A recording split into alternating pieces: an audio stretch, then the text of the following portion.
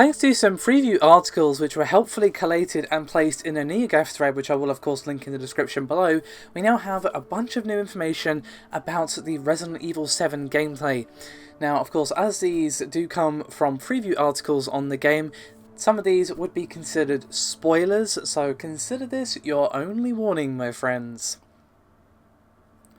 Now, of course, as we already know, the main character in Resident Evil 7 is named Ethan Winters and is looking for his missing wife, Mia Winters, in Dulvey, Louisiana. Now, it is taking a pretty sharp turn from the series, not just in terms of the perspective of the character, but also by the fact that Resident Evil 7 isn't a zombie title anymore, and is more focused on psychological horror and a B-movie style setting with a focus on exploration. Apparently, it's kept its Resident Evil feel, and fans will even still feel nostalgia, and it still feels like Resident Evil despite this change in direction, of course the other changes in direction that Capcom have already made. Now, we got to look at what were called hollow forms, hunter-esque creatures, which are a new type of enemy encountered, and a certain type of insect which will have a pretty great presence in a particular section of the game. There was even boss fights within the game, which is definitely something that is a sort of trope of the series at this point. And players will be happy to know that inventory size and ammo is limited, and you will have to do some running to avoid enemies, which sure sounds like Resident Evil to me. A knife, handgun, shotgun, magnum, flamethrower and chainsaw are all confirmed weapons at this point. Apparently, the members of the Baker family are described as bullet sponges, so obviously if you actually want to kill them, you're going to have to commit quite a bit of ammo to take them down. However, they apparently will be stunned after a certain number of shots, and you can even find upgrades for your weapons and of course new weapons in cages, which can be opened by collecting coins that can be found in different scenarios. Now, my question is the word scenario meaning like Claire scenario and Leon scenario in Resident Evil 2. I mean, I certainly hope so. Different scenarios played by perhaps different characters could be interesting, or maybe they just mean different playthroughs. Now, there also is going to be collectible VHS tapes throughout the game that contains what are called mini-games, and these will apparently bring new mechanics to the table as well as new bits of story.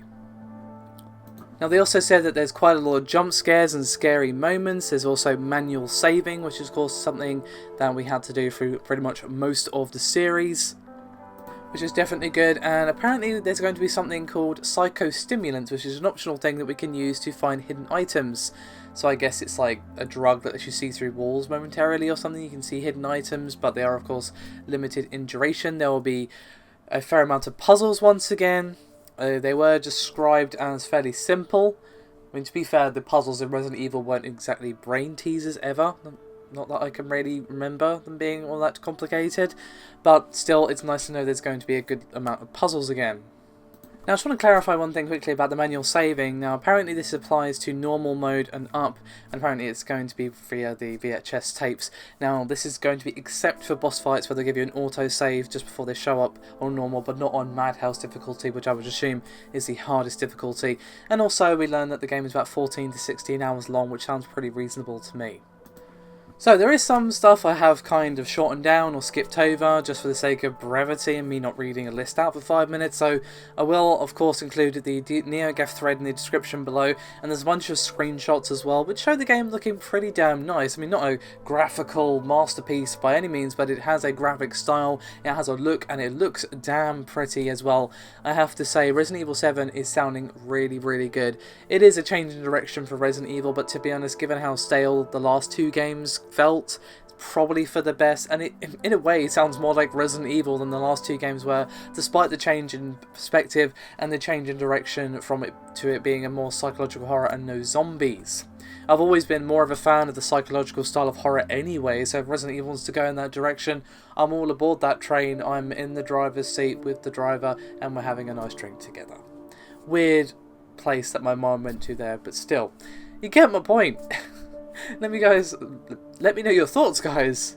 I'll see you next time. Thanks for watching.